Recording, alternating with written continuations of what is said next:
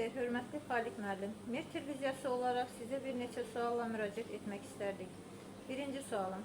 Beynəlxalq terrorizm və transmilli cinayətkarlıq bizim ölkədə hansı vəziyyətdədir?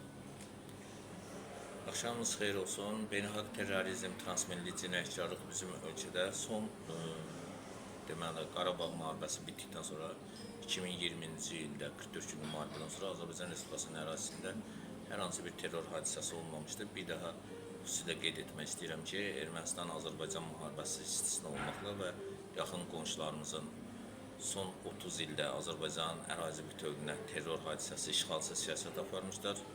2020-ci ildə isə bu terrora son qoymuşdur. Azərbaycan tam ərazi bütövlüyünün suverenliyini bərpa etmişdir.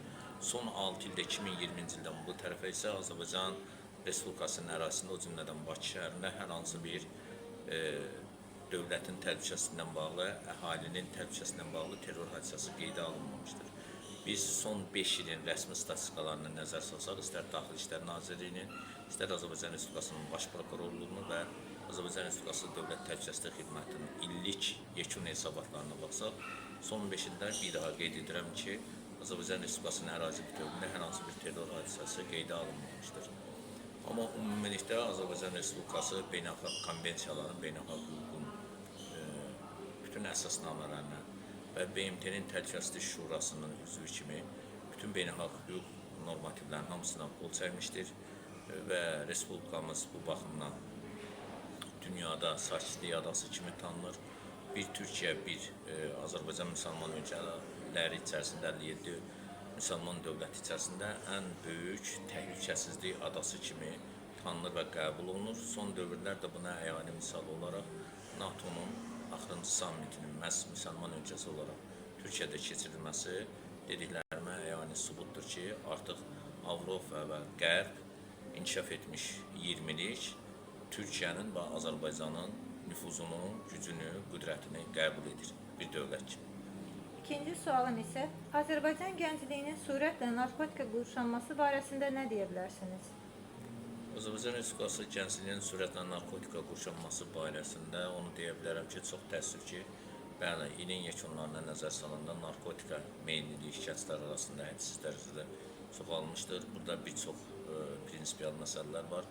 İlk növbədə uşaqların narkotika qurşanması, ailələrin dağılması ilə daha çox əlaqələndirirəm. Yetkinlik yaşına çatmayanlar arasında bu tendensiya çox təəssüf ki, ürək ağrısı ilə qeyd etmək istəyirəm ki, inkişaf edən xətt üzrə davam edir, təhsildən yayınmalar, o cümlədən gənclərin narkotika qurşanması.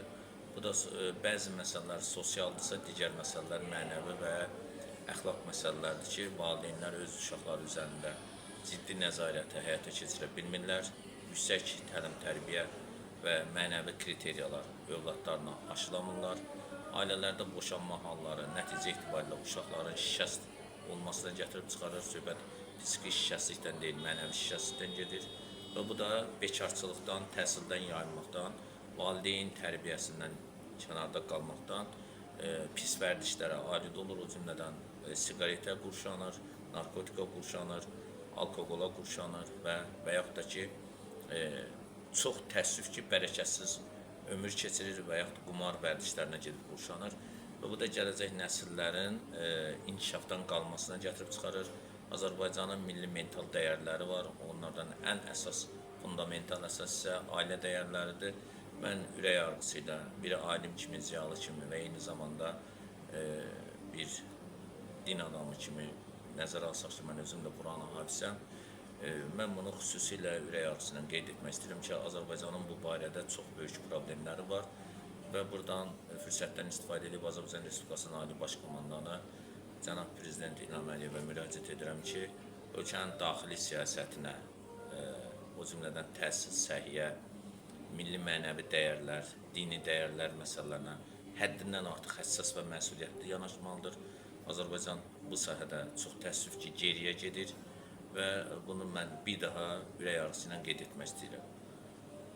Üçüncü sualım. Azərbaycan təhsili və səhiyyəsi müasir dövrün tələblərinə cavab verirmi?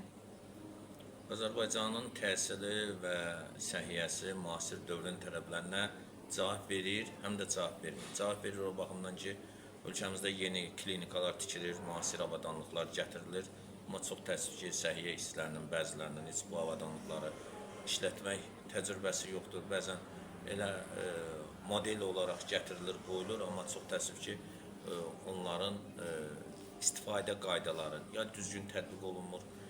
Hələ də səhiyyədə cərrahi əməliyyatlar zamanı uğursuz əməliyyatlar həyata keçirilir. Bəzən biz mətbuatda buna çox tez-tez rastlayırıq. İnsanın sağlam qıçını kəsirlər, hansı ki, amputasiya olunacaq xəstə ayağına deyil, sağlam ayağını kəsirlər və yaxud da ki, əməliyyat zamanı, doğuşlar zamanı ana ölümlərinə çox tez-tez rastlanır, uşaq ölümlərinə çox tez-tez rastlanır. Bu da onu göstərir ki, müasir komplekslərin tikilməsinə, tibbi komplekslərin tikilməsinə baxmayaraq Azərbaycan səhiyyəsi, onun intellektual səviyyəsi, cərrahiyyə əməliyyatı, düşüncə tərzi, psixoloji tərzi hələ də müasir standartlara cavab vermir və nəticə etibarilə bunun da ziyanını Azərbaycan xalqının özü ödəyir. Təhsilə gəldikdə isə çox təəssüf ki, bugün Azərbaycan təhsili də bərbad vəziyyətdədir. Düzdür, müasir tipli təhsil kompleksləri, müasir adlarla, xarici adlarla bir çox təhsil müəssisələri açılıb, kurslar açılıb. Amma bu deməkdir ki, Azərbaycan təhsili, Azərbaycan gəncliyi, mən bundan əvvəlki sualınızda da qeyd etdim, inkişaf edən tendensiya üzrə gedir. Çox təəssüf ki, təhsildən yayınmalar hələ də davam edir. 2026-cı ilin statistikasına baxsaq, misal üçün sizə bir rəqəm deyə bilərəm ki, 2015-ci ildə birinci sinifə qəbul olunan şagirdlərin sayı 157.530 nəfər oldu. 2015-ci ildə. 2026-cı ildə 11-ci sinifi qutaranların sayı isə 82.421 nəfərdir. Siz təsəvvür edirsinizmi? Demək olar ki, 35-40% arasında birinci sinifə qəbul olunanla 11-ci sinifi qutaranlar arasında kəskin fərq var. Bəs bu 35-40% hardadır? Artıq onlar 11-ci sinif atestatını belə almırlar, təhsildən yayınıblar. Təhsildən yayınmaların da bəziləri ailələrində problemlərin olması ilə əlaqələndirir. Atiyaniya kömək məqsədi ilə təhsildən yayındığını etiraf edir, valideynlərinə yardım məqsədi, amma digərləri isə pis vərdişlərin, pis, xoşa gəlməyən və uca Allahın da bəyənmədiyi negativ halların alüdəçisinə çevirirlər. Bax, bu sos siqnalıdır, bu Azərbaycan gəncliyinin degradasiya olunmasıdır. Mən Azərbaycan gəncliyinin belə vəziyyətdə olması üçün çox narahatam, tam səmimiyyətimlə deyirəm və ümidvaram ki, Azərbaycan xalqı, biz hamımız birlikdə milli mənəvi dəyərlərimizin qorunub saxlanmasında və bu birlik və bərabərliyimizi, intellektual səviyyəmizi, mənəvi mülkiyyətimizi daha da artırmalıyıq. Dövlət başçısının Bakı Dövlət Universitetində, Bakı Dövlət Universitetinin kollektivi qarşısında böyük bir çağırışı vardı ki, müəllimlər və tələbələr, gənclər və şagirdlər təhsildə davamiyyətini artırmalı, nümunəvi olmalı, dünya standartlarına cavab verməlidir. Dünya standartlarına təkcə təhsillə deyil, həm də mənəvi, əxlaqi dəyərlərlə. Çox təəssüf ki, təhsilimizdə normativ, əxlaqi dəyərlərə cavab verməyən müəllimələrimiz var, müəllimlərimiz var. Buna bəzən dini terminologiya ilə yanaşsaq, zina halları təhsildə hədsiz dərəcədə çoxdur. Çox təəssüf ki, bəzi bu halları törədən qadınların çoxsu ailəlidir. Təhsildə bu cür acınacaqlı bir tendensiya var. Mən bunu da xüsusi qeyd etmək istəyirəm.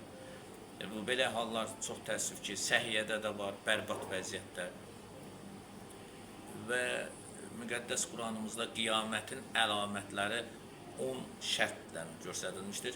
Və bugün şərabın süfrələri bəzəməsi, gənclərin təhsildən yayınması, təhsildəki mənəviyyatsız və əxlaqsızlıq, təhsildəki müəllimlərin şagirdlərə bəzən, hətta tələbələrə dərs demək hüququ yoxdur. Mən sizə tam səmimi deyim. Çünki onların tərbiyəsi və əxlaqı degradasiya olur. Öz milli mənəvi əxlaqını itirmiş müəllim və müəllimə, mən bilmirəm, sinifdə girib şagirdə təkcə dünyəvi elmləri öyrətməməlidir. Eyni zamanda o milli mənəvi dəyərləri, geyim tərzindən tutmuş, özünü cəmiyyətdə və ailədə aparma, ailə etikasına qədər, dəyərlərə qədər öyrətməlidir. Çox təəssüf ki, müəllimlərimizin bəzilərinin bu kriteriyalara cavab verməliyi artıq bugün günəşi gördüyümüz kimi bizə aydındır. Təhsildə bu problemlər vardır. Mən hörmətli cənab nazirimizi xüsusilə daha ayıq, daha məsuliyyətli Emin Əmrullayevə səslənirəm ki, davranmağın vaxtı gəlib çatmışdır. Bilirsiniz, qurtarmaq lazımdır bu yalancı təriflərdən, boşboğaz sözlərdən, müthiy ifadələrdən. Bu bizim gəncliyimizi sabaha aparıb çıxarmayacaq. Mən bu barədə gəncliyimizdən, təhsilimizdən və səhiyyəmizdən olduqca narahatam. Bilmirəm, sizin suallara cavab verə bildim, yoxsa yox. Bunu siz qiymətləndirərsiniz və dinləyən dinləyicilər qiymətləndirə bilər. Suallarımıza verdiyiniz cavablara görə sizə təşəkkür edirik. Mən də sizə təşəkkür edirəm.